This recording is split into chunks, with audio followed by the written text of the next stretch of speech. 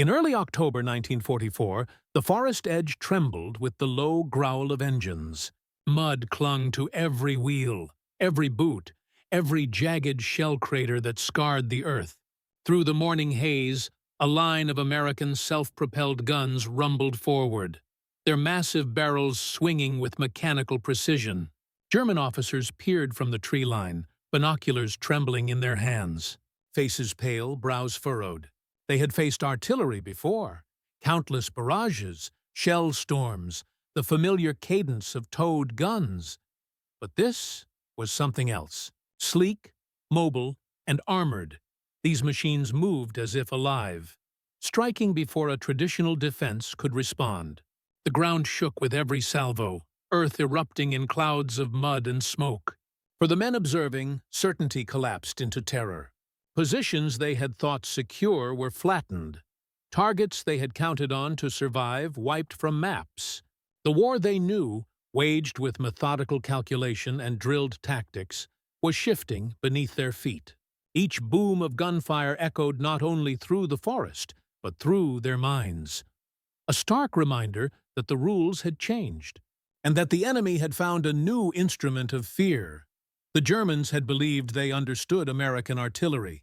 They were about to learn how wrong they had been. By 1944, the tide of war had turned decisively against Germany. On the Eastern Front, Soviet offensives were pushing Wehrmacht units westward, reclaiming territory lost in the initial Blitz. On the Western Front, American and British forces had established footholds in Normandy and were steadily advancing through France. The German military, once confident in its armored divisions and entrenched positions, faced increasing difficulty responding to mobile, combined arms tactics. In this environment, the Allies sought to exploit a critical advantage: mobility and firepower concentrated in self-propelled artillery. Self-propelled guns, a hybrid of tank and artillery, had emerged as one of the U.S. Army's most versatile weapons. Unlike traditional towed guns, which required teams to set up positions and often exposed crews to counter-battery fire, self-propelled artillery could move with mechanized units, adjust its position rapidly, and deliver devastating fire in minutes. By mid-1944, American divisions were integrating vehicles such as the M7 Priest, an armored 105mm gun mounted on a tank chassis, capable of supporting infantry or striking enemy artillery positions. Their crews were trained not just in gunnery, but in maneuver warfare, allowing units to relocate under fire or coordinate strikes across multiple targets. The Germans had encountered Allied artillery throughout the war, but the speed, protection, and coordination of self-propelled units challenged their existing defensive doctrine. Commanders, accustomed to relying on fixed positions and well-drilled counter-battery tactics, found themselves reacting to threats that could appear and vanish within minutes. Reports from the front in September 1944 described sudden barrages hitting roads, supply columns, and fortified villages, leaving officers scrambling to reposition their limited reserves. The shock was compounded by the psychological impact. Armored guns moving with infantry created the impression that the enemy was everywhere at once, undermining confidence and morale. The American Army's doctrine emphasized combined arms operations. Infantry, tanks, engineers, and self-propelled artillery worked in concert. Engineers cleared mines while tanks shielded guns, and artillery provided suppressive fire to dislodge enemy strongpoints. German units, already stretched thin by attrition and fuel shortages, struggled to coordinate responses. The rapidity of American advances often meant that traditional artillery observation posts could not keep pace. Visual reconnaissance became hazardous under constant enemy fire, forcing officers to make decisions with incomplete information. In addition, the terrain of Western Europe amplified the effect of self-propelled guns. Open fields, forest edges, and rolling hills allowed crews to position vehicles where they could fire and retreat with minimal exposure. Villages and crossroads, long considered natural defensive anchors, were no longer safe havens. German infantry and officers alike found themselves under bombardment in places where they had once felt secure, further heightening the psychological impact of mobile artillery. Intelligence reports emphasized another unsettling aspect for the Germans. The Americans were not merely reacting. Their operations were carefully planned, combining reconnaissance, artillery, and logistics. Forward observers coordinated strikes with telephone lines, radio signals, and aerial reconnaissance, creating a web of fire that could strike targets before German countermeasures were deployed. Self-propelled guns were at the center of this strategy, enabling the U.S. Army to maintain momentum while sustaining minimal casualties. By October 1944, German officers recognized that their traditional artillery units, towed 75mm and 105mm guns, often positioned behind hedgerows or in villages, could no longer dominate the battlefield. The speed and firepower of American self-propelled guns required a complete rethinking of defensive doctrine. Every encounter became a test of adaptability, courage, and improvisation. For many, the sheer mechanical efficiency of these weapons, combined with their unpredictable deployment, created an unfamiliar and terrifying battlefield reality. The stage was set for encounters that would redefine German perceptions of Allied firepower. Officers who had survived Normandy and the push through France now faced weapons that blurred the lines between infantry support and artillery dominance. And for those at the front, the first strikes were not just physical shocks.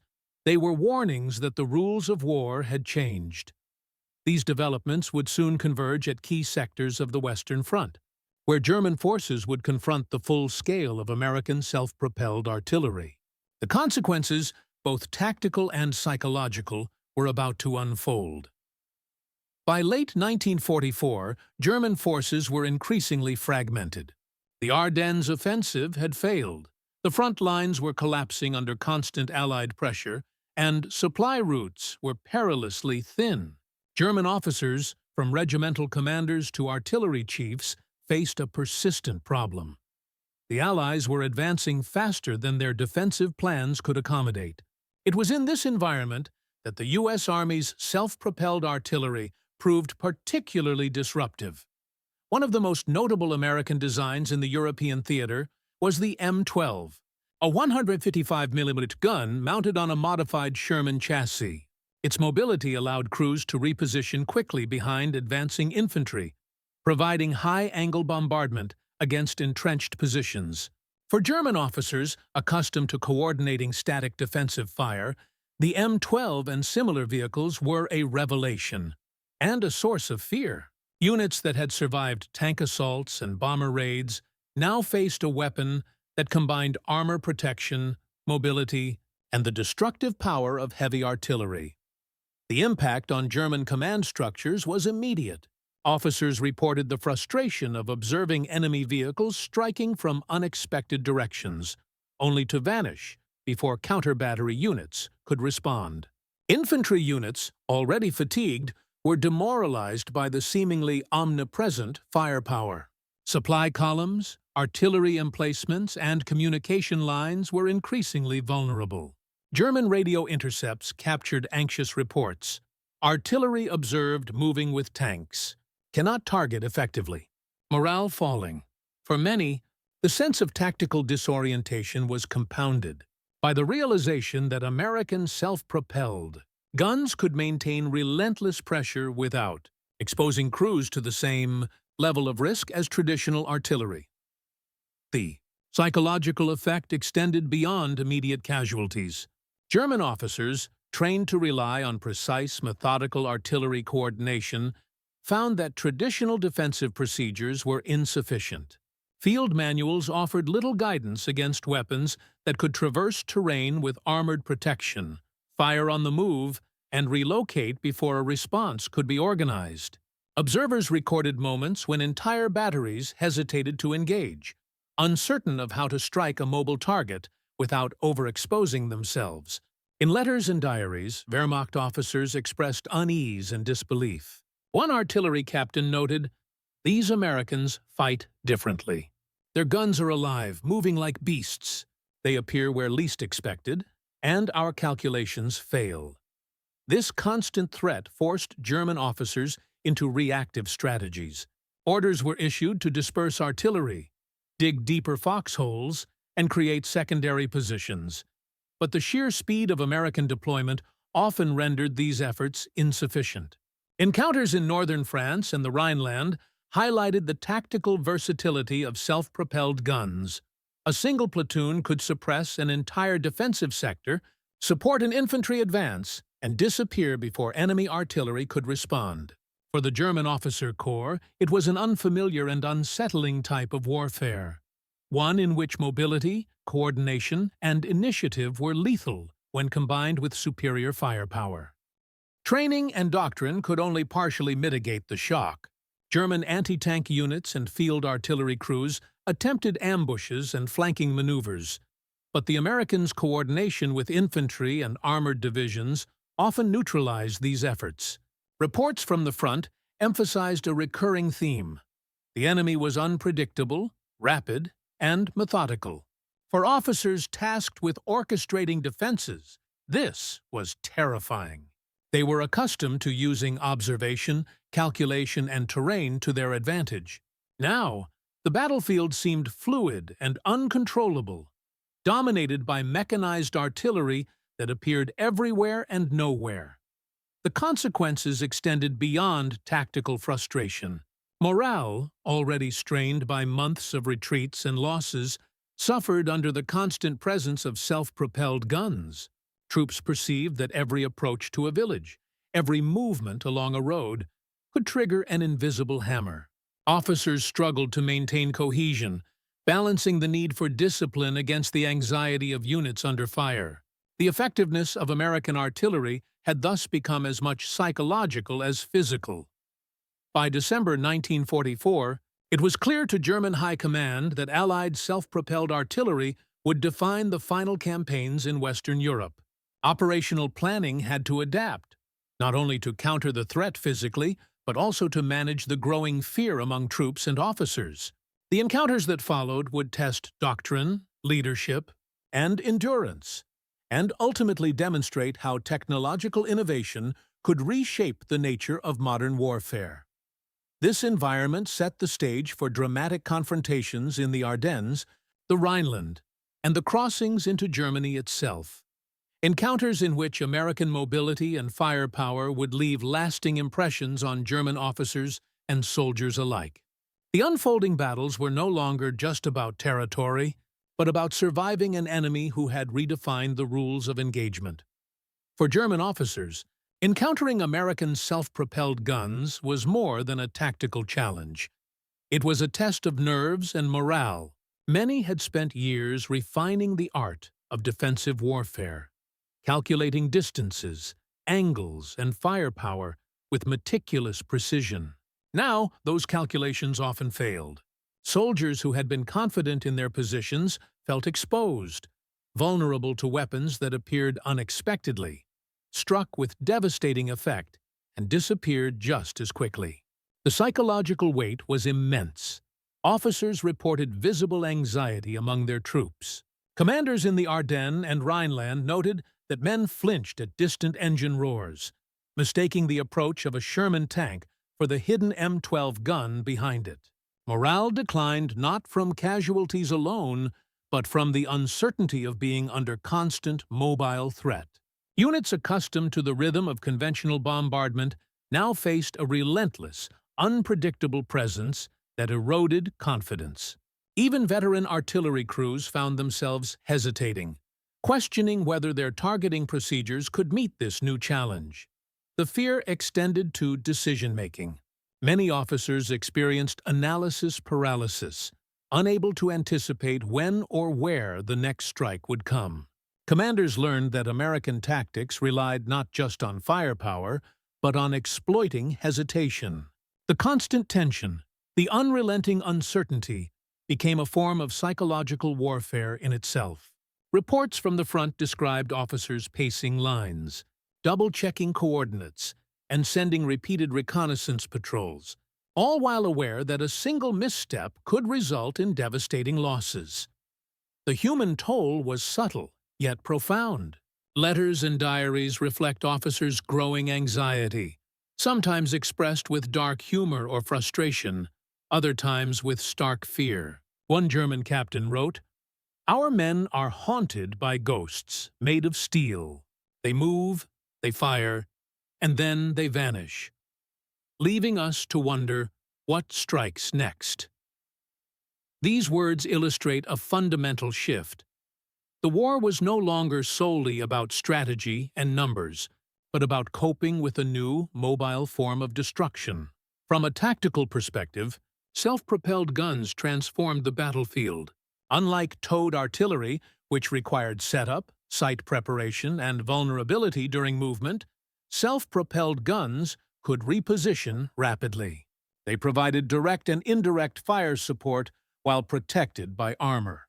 This flexibility allowed American commanders to concentrate fire where needed, respond to enemy movements instantly, and maintain momentum in offensive operations.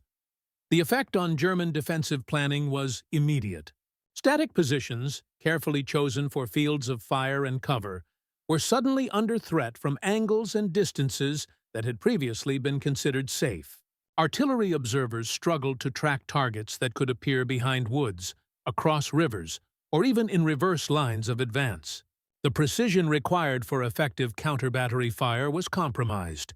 By the time coordinates were calculated, the self-propelled unit often had already relocated. Encounters in northern France and during the push into Germany demonstrated the tactical versatility of these weapons. A single battery could suppress enemy defenses, support armored advances, and retreat before retaliation. Coordinated attacks with tanks and infantry magnified their impact. German officers, trained to anticipate and control enemy movement, found that the mobility and range of these guns demanded constant recalibration of defensive doctrine. Tactical reports indicate that German units were forced to disperse artillery and dig secondary positions, yet these measures often proved insufficient. Self-propelled guns exploited gaps in observation and exploited weaknesses created by rapid Allied advances.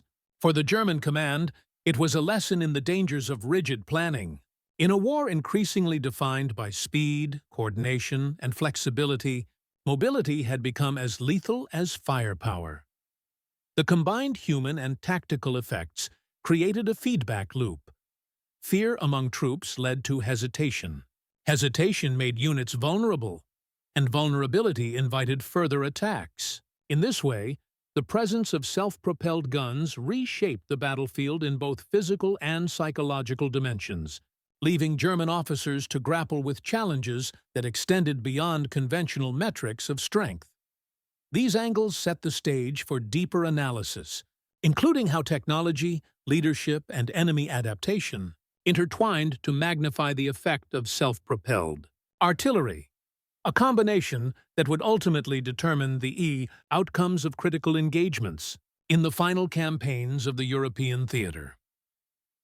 The technological innovation of self-propelled guns was a game-changer in late war operations. Unlike traditional artillery, these weapons combined mobility, armor, and firepower in a single platform.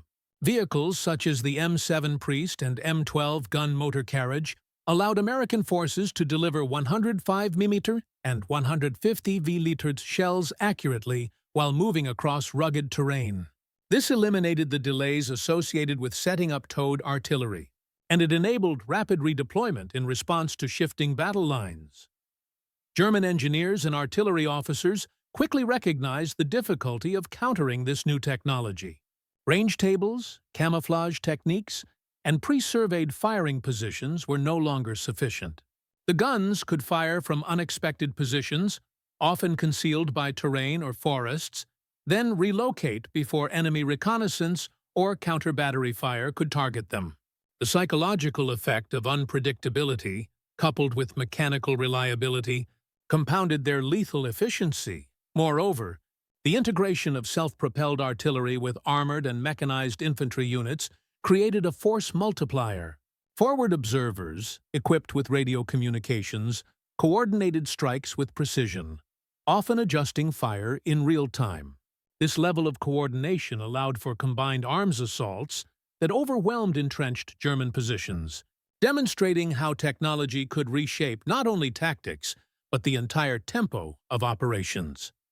For German commanders, the emergence of self-propelled guns demanded immediate adaptation. Leaders faced the dual challenge of preserving unit cohesion while responding to an enemy capable of sudden, lethal strikes. Orders that once emphasized rigid defensive lines now required flexibility, rapid redeployment, and contingency planning. Yet, such adaptability was often constrained by logistics, fatigue, and command hierarchy. Reports from frontline officers reveal the strain on decision-making. Leaders were forced to rethink reconnaissance protocols, allocate limited resources to mobile counter-artillery, and maintain morale amid unexpected losses. Some sought to concentrate forces against known concentrations of American self-propelled guns, but this often led to exposure elsewhere. The unpredictability of these weapons magnified the pressure on commanders, testing their judgment under conditions of extreme uncertainty. In the broader strategic context, Allied leadership exploited the technological advantage to accelerate the collapse of German defenses. Coordinated strikes, often timed with infantry and tank maneuvers, demonstrated a deep understanding of both weapon capabilities and enemy psychology. The ability of American leaders to integrate self-propelled guns into combined arms doctrine highlighted a level of operational sophistication that German officers struggled to match. Beyond technology and leadership, the presence of self-propelled guns had a profound impact on the German perception of the enemy. Witnessing rapid, decisive firepower instilled both fear and awe. Soldiers and officers alike recognized the American ability to leverage innovation without hesitation. This perception of competence created moral shock. The enemy was not only strong, but adaptive, capable of exploiting weaknesses efficiently and ruthlessly. The psychological effect on German units extended to surrender behavior and battlefield initiative. In multiple accounts, troops hesitated to counterattack or hold positions once targeted, fearing rapid retaliatory strikes. Letters and diaries of German officers describe the frustration of seeing positions overrun by weapons they could neither predict nor effectively neutralize. Fear, not just casualties, became a tool of American strategy, an unspoken moral victory delivered through mechanical and operational superiority. This combined effect, human stress, tactical disruption, technological superiority, and psychological pressure, redefined combat in the closing stages of the war.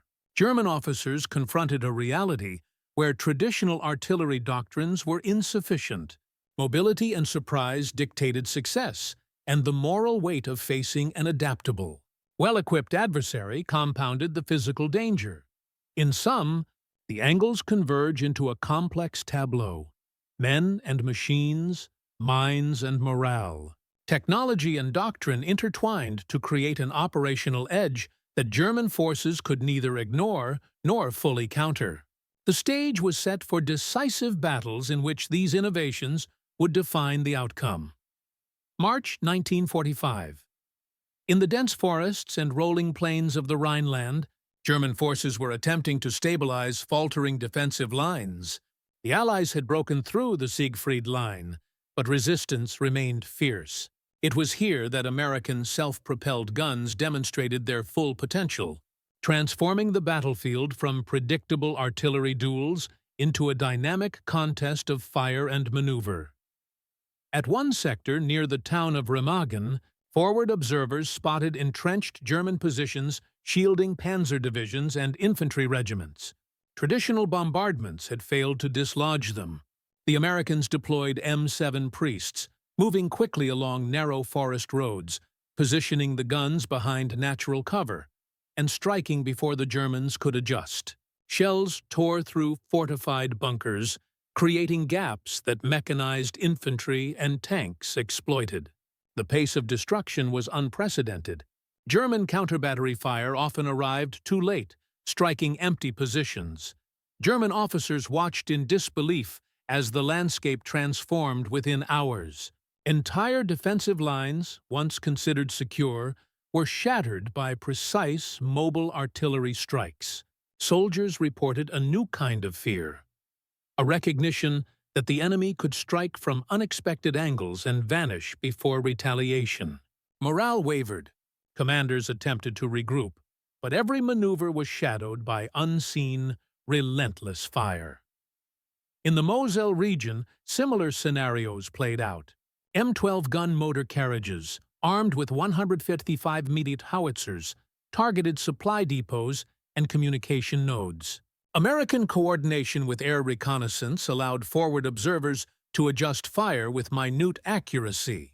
German supply columns, vital for replenishing frontline units, were decimated. Officers confronted not only material loss, but a psychological one. The realization that logistical lifelines were no longer secure, and that American forces were increasingly dictating the tempo of operations. The impact extended beyond immediate casualties. Self-propelled guns forced a rethink in German defensive doctrine. Trenches and fortifications were no longer guarantees of safety. Troops were forced into constant movement, abandoning positions prematurely or leaving gaps that American forces could exploit. The rhythm of battle shifted from calculated engagements to reactive defense, a dynamic that disadvantaged the Wehrmacht at both tactical and strategic levels. Meanwhile, American commanders exploited this advantage with calculated aggression. Units integrating self-propelled guns with Sherman tanks and mechanized infantry launched combined arms operations that overwhelmed German positions. The synergy of speed, mobility, and firepower created a psychological as well as a physical collapse. In multiple after-action reports, German soldiers described the experience as invisible walls of fire that materialized suddenly and vanished, leaving chaos in their wake.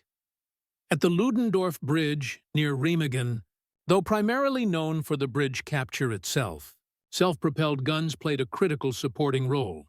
While infantry seized and held the structure, M7 priests delivered suppressive fire on German positions attempting counterattacks. This prevented reinforcements from stabilizing the line and allowed American engineers to secure the bridge intact.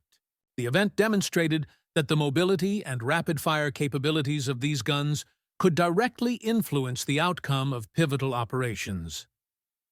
In the Hürtgen Forest, long considered a quagmire, self-propelled artillery once again reshaped engagements. Narrow trails and dense tree cover limited traditional artillery effectiveness.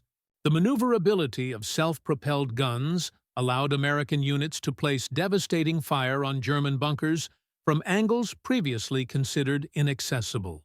Even elite Wehrmacht units, trained for forest combat, found themselves under fire from unexpected directions, often forcing retreats without direct confrontation.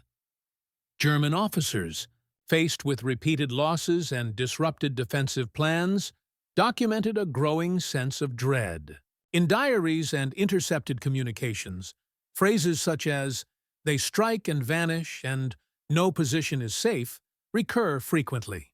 The psychological toll mirrored the physical damage. Fear, hesitation, and miscommunication spread through units, eroding cohesion at critical moments. By the end of March, it became clear that self-propelled guns were not merely supplemental weapons. They had become decisive instruments in shaping the battlefield. German commanders were forced to prioritize counter-artillery operations, diverting scarce resources from frontline engagement to locating and neutralizing these mobile threats. Yet even when found, the rapid redeployment of American guns minimized losses and maintained operational pressure. The cumulative effect was profound. Entire defensive sectors collapsed, allowing Allied forces to advance deeper into Germany than previously expected. German troops increasingly surrendered under conditions of overwhelming firepower, while officers struggled to salvage any semblance of organized resistance. The combination of technological innovation, strategic deployment, And relentless execution created a turning point that would accelerate the final stages of the European campaign. As March closed, the stage was set for the final push into the heart of Germany. The psychological and operational advantages provided by self-propelled artillery ensured that German forces would face not just superior numbers, but an enemy capable of redefining the very nature of combat. The effectiveness of these weapons in altering both tactics and morale would echo through every subsequent engagement, setting the conditions for the war's inevitable conclusion. The battlefield, once dominated by entrenched positions and predictable artillery, had become fluid, lethal, and relentless. And with this shift, the momentum had unmistakably passed into American hands. April 1945. German forces were reeling from the relentless pressure applied along multiple fronts. In the Ruhr region, the industrial heartland of Germany, entire divisions were immobilized by the coordinated application of self-propelled artillery. American units had perfected combined arms tactics. Infantry, tanks, and self-propelled guns moving in synchrony, exploiting every weakness in German lines. At the town of Remagen, after the Ludendorff Bridge had been captured intact, self-propelled artillery continued to shape the battle. M7 Priests and M12 gun motor carriages moved to positions along the flanks, delivering accurate barrages on retreating or regrouping units. Their mobility allowed them to support infantry and armor simultaneously, reinforcing advances that would have stalled under traditional artillery. German officers, observing from hastily erected command posts, recorded a chilling reality. No position, however fortified, was immune. Every attempted counterattack was met with sudden, crushing fire. In Cologne, preparations to defend key bridges and supply routes were disrupted by American artillery. Intelligence had underestimated the speed at which self-propelled guns could traverse the urban and suburban roads. By coordinating with aerial reconnaissance, American units were able to identify troop concentrations and supply movements with near real-time precision. German defenders described the bombardments as disorienting, with shells striking multiple targets almost simultaneously, leaving soldiers uncertain whether to hold or retreat. The psychological impact intensified. Reports from the front lines noted widespread panic among German troops. Non-commissioned officers attempted to rally units, but fear of sudden artillery strikes led to confusion and miscommunication. One captured German officer later recounted, "It was not the enemy tanks that scared us most. It was the fire that came from nowhere, moved with them, and destroyed everything before we could respond." In the final stages of the Rhineland campaign, the U.S. Army's self-propelled artillery provided critical support for encircling maneuvers. Entire formations, previously intact, found themselves cut off, surrounded by infantry and tank units advancing under protective barrages. The M7 Priests delivered continuous suppression, ensuring that German counterfire was limited and ineffective. Supply lines collapsed, artillery positions were abandoned, and troops surrendered in larger numbers than anticipated. In the Bavarian Alps, German officers attempted to reorganize retreating forces. M7 Priests and M12s had advanced faster than anticipated, striking defensive positions along river crossings and mountain passes. The mobility of the guns allowed rapid repositioning to counter German withdrawals, creating overlapping fields of fire that made escape routes untenable. German diaries describe officers moving from post to post, witnessing the systematic destruction of units that had expected to delay the Allied advance. By mid-April, the cumulative effect of these operations became undeniable. Self-propelled guns had not only destroyed fortifications and logistical support, but had shattered morale at every echelon. German resistance, already stretched thin, began to crumble under the combination of speed, accuracy, and relentless pressure. Units surrendered without orders, leaving frontline positions empty and exposing flanks to further exploitation. In documentation captured by the U.S. Army after the war, German reports repeatedly emphasized fear and confusion. Terms such as mobile artillery, unstoppable fire, and ghost guns appeared across communications and diaries.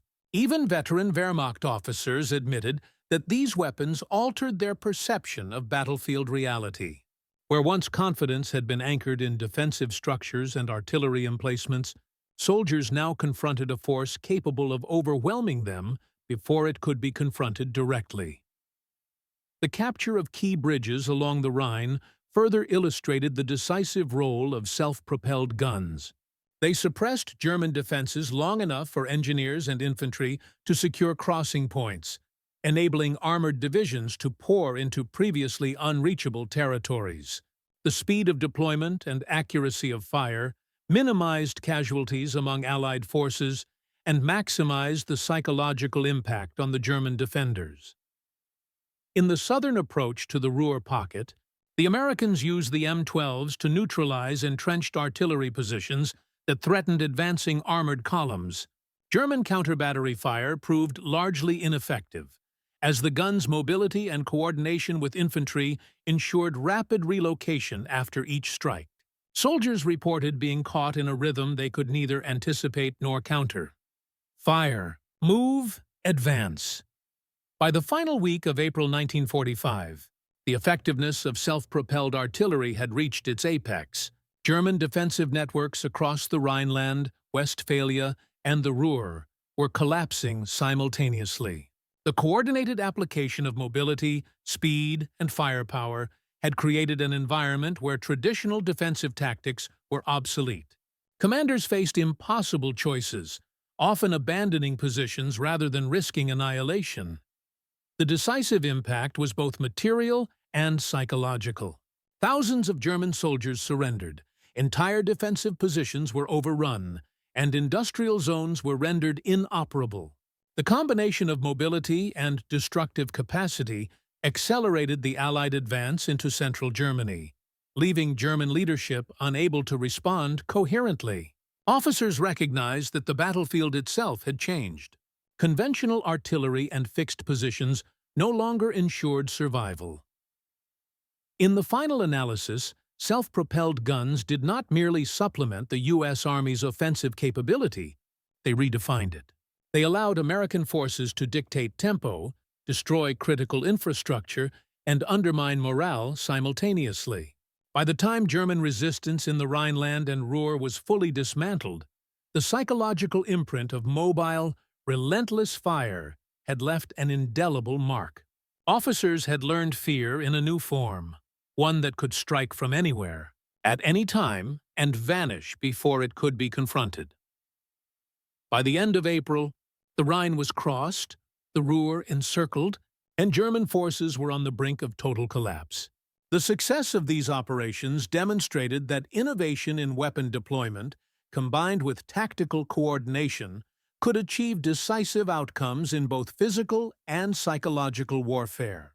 The stage was now set for the final Allied drive into the heart of Germany, a campaign that would signal the near-complete unraveling of German military power. And with this advance, the Allies were poised to bring the European theater to its inevitable conclusion, the full consequences of which would reshape strategy, morale, and the future of armored warfare. May 1945. The Rhine crossings had succeeded, the Ruhr pocket had been sealed, and German forces were surrendering en masse. Self-propelled guns had left a lasting mark, not only on the terrain, but on the minds of German officers and soldiers who had confronted them. They spoke of devastation, of positions reduced to rubble in minutes, and of morale crumbling under relentless mobile artillery fire. American reports documented thousands of prisoners, captured weapons, and destroyed infrastructure. The effectiveness of M7 Priests and M12 gun motor carriages in coordinated offensives became a highlight in operational evaluations. Engineers and logistics officers noted how the mobility of these weapons allowed them to adapt to battlefield developments in real time, striking where resistance was weakest and preventing German units from regrouping. In the Ruhr, entire towns were secured without protracted sieges. German accounts describe panic spreading faster than the advancing Americans. Officers attempted to rally their troops, but the knowledge that mobile artillery could strike from concealed positions made holding defensive lines nearly impossible. Diaries from captured soldiers reveal repeated phrases, "It came out of nowhere. We could not fight it. The guns moved with them, unstoppable." These were not exaggerations. They were the words of men witnessing the changing nature of warfare firsthand. Industrial production in the Ruhr, already hampered by Allied bombing, was further disrupted by the advance of self-propelled artillery. Rail lines, depots, and supply hubs were systematically destroyed or rendered unusable. American intelligence noted that German logistical cohesion had collapsed faster than anticipated, a direct result of the combination of speed, firepower, and psychological pressure imposed by mobile artillery. In Berlin, reports of Allied operations filtered in, creating alarm among military leadership. High-ranking officers recognized that their defensive doctrines, rooted in static artillery emplacements and rigid command structures, were failing against a force capable of rapid deployment and flexible, lethal response. Communications between German units revealed confusion and despair. Orders arrived too late, often for positions already overrun. For Allied forces, the aftermath was measured not just in enemy losses, but in operational efficiency. Casualties among American troops remained relatively low in comparison to conventional assaults, demonstrating the strategic advantage of using self-propelled guns in combined arms operations. Coordination with tanks, infantry, and air reconnaissance maximized both lethality and safety. Reports noted that even when facing entrenched positions, the mobile artillery provided suppression sufficient to minimize direct combat exposure. German officers' fear extended beyond physical destruction. They described a loss of initiative, an erosion of confidence, and an uncertainty that permeated every echelon of command. The psychological impact was profound. Where once German forces had relied on fortified lines and pre-planned artillery strikes, they now confronted an opponent that dictated the rhythm of battle, striking first, striking fast, and striking again before any effective countermeasure could be deployed. Red Cross observers and military historians later examined the surrender documents and after-action reports. They noted the unique role self-propelled guns played in accelerating capitulation. Entire divisions laid down arms after observing neighboring units destroyed or overrun. It was not merely a function of firepower, it was the combination of destruction, speed, and unpredictability that left soldiers demoralized and commanders unable to coordinate effective resistance. By early May, German forces in Western Germany were in disarray. Industrial centers lay in ruins. Defensive positions were abandoned. Prisoners of war were transported to collection points under minimal resistance. The efficiency of Allied operations had left a clear record. Mobile, self-propelled artillery had not only won battles, but had transformed the psychology of surrender. The aftermath was also visible in the evaluation of U.S. Army tactics. Officers documented lessons learned, emphasizing the integration of mobility, firepower, and coordination with infantry and armor. Self-propelled artillery became a model for future operations, demonstrating how technological innovation, when combined with tactical precision, could decisively shape both enemy behavior and battlefield outcomes. And from these lessons, the Allies prepared to move eastward, into the heart of Germany, confident that the strategies and weapons that had shattered the Ruhr and Rhineland defenses would continue to define the final phase of the European campaign, June 1945. The European theater of war was ending, yet the imprint of self-propelled guns lingered in the testimonies of German commanders and soldiers alike.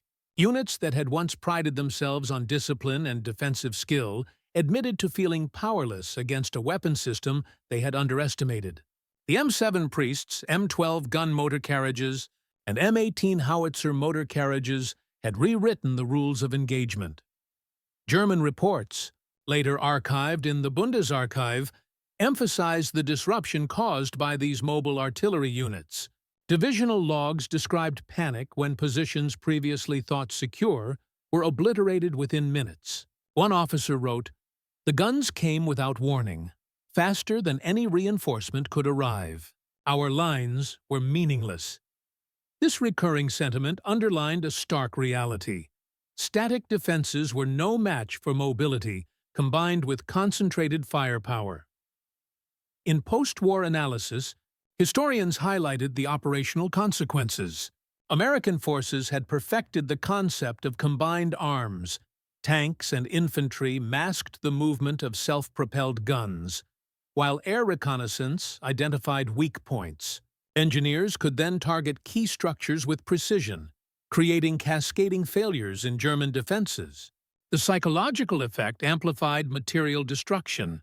German soldiers hesitated, officers second-guessed orders, and small units disintegrated without engaging. The fear of sudden annihilation had replaced traditional battle courage. Beyond the battlefield, the aftermath shaped Allied perceptions of warfare. Evaluators noted that the success of self-propelled artillery justified further investment in mechanized, mobile firepower. Lessons learned in the Ruhr and Rhineland informed training manuals, doctrine, and post-war research into armored warfare. The U.S. Army recognized that strategic advantage could no longer rely solely on numbers or fortifications.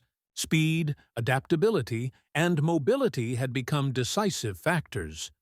For German forces, the human cost was staggering. Casualties mounted not only from direct hits, but from breakdowns in morale and cohesion. Reports from surrendering units frequently mentioned exhaustion and a sense of inevitability.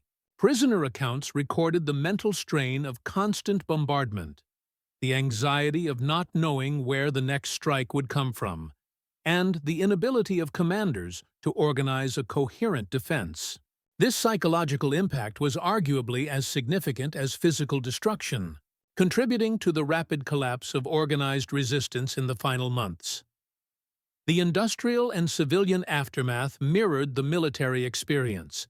Towns and infrastructure hit by mobile artillery were rendered unusable, delaying post-war recovery. Rail lines, bridges, and supply depots suffered concentrated strikes, forcing German authorities to divert scarce resources for repair.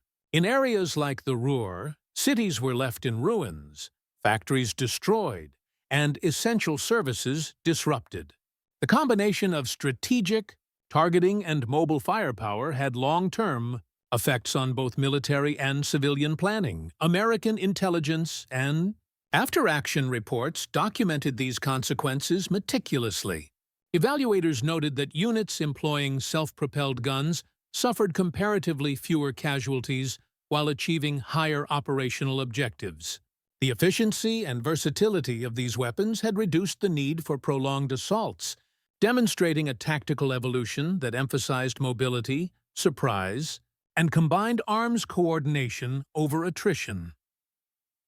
By mid-1945, the evidence was clear.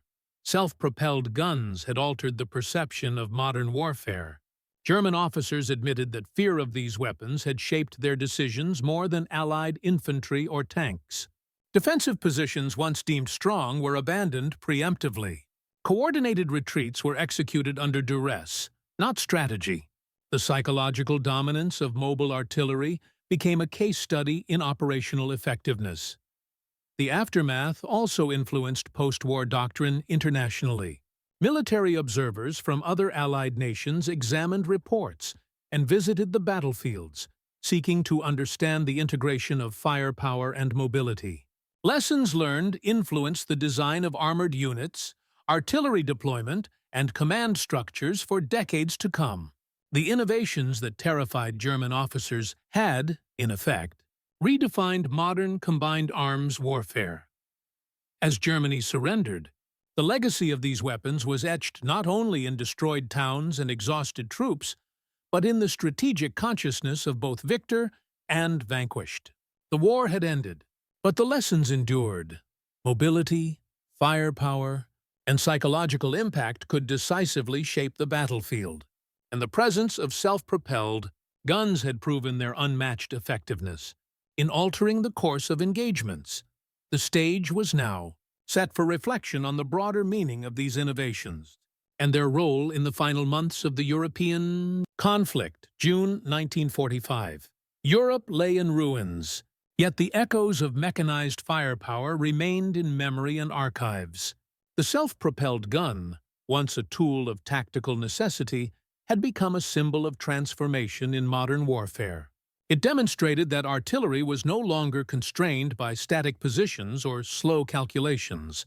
Mobility, speed, and concentrated firepower had shifted the balance of battle, creating both physical destruction and psychological dominance. For the soldiers who faced them, these weapons were terrifying. Entire defensive lines crumbled under the sudden, relentless assault of a single battery. Commanders struggled to react, their strategies rendered obsolete in minutes. Yet the fear they induced was not merely a consequence of metal and explosives.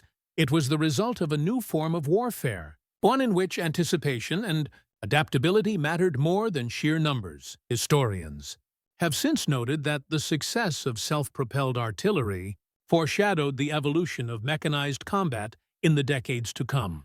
Armies learned that combining mobility with firepower created a force multiplier far greater than conventional artillery alone. The German officers' terror was instructive. In war, perception and morale can be as decisive as tanks or guns. Beyond the battlefield, these lessons shaped doctrine, training, and the design of post-war armies worldwide. The integration of rapid artillery, armor, and infantry coordination became a blueprint for modern operations. Fortified positions were no longer guarantees of safety. Flexibility and responsiveness became the cornerstones of strategic thinking. Yet perhaps the most enduring lesson lies in the human dimension. War is measured in statistics and territory, but it is also measured in fear, resolve, and adaptation. The terror felt by German officers was the tangible proof that innovation and decisiveness could reshape the minds of men as much as the landscapes of Europe. In the quiet after victory, the self-propelled gun stands as a testament, not just to engineering or tactics, but to the profound interplay between technology and psychology in warfare. It reminds us that in conflict, ingenuity and courage are inseparable, and that sometimes the weapon that strikes hardest is the one that changes how we think, how we act, and how we face the chaos of battle.